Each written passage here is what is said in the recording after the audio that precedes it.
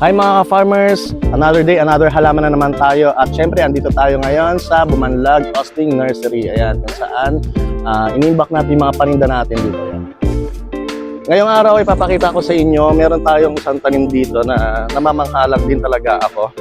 Ayan, meron tayo dito na drum size na mangguelas. Etong mangguelas na to, ang bunga nito para siyang pinaghalong mangga at saka siniguelas. Ayan. Ang height po nito, mga nasa, ano po siya, 6 feet na po siya. Yan. Sobrang dami na po siya mamunga. Oh. Yan. Ito hindi po kayo abutin ng taon na hintayin para magbunga po ito. 3 to 6 months magbubunga na po ito na sobrang napakarami. Ito naman po yung kanyang tanda ng puno. Ayan. Yan. Sobrang laki na po siya. Yan. Drum size po yan.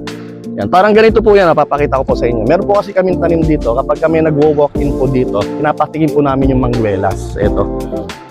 Ganito po siya magbunga. Kahit maliit pa lang po siya, marami na po talaga siyang binubunga hanggang baba po. Yes. Yun po tayo ng isa.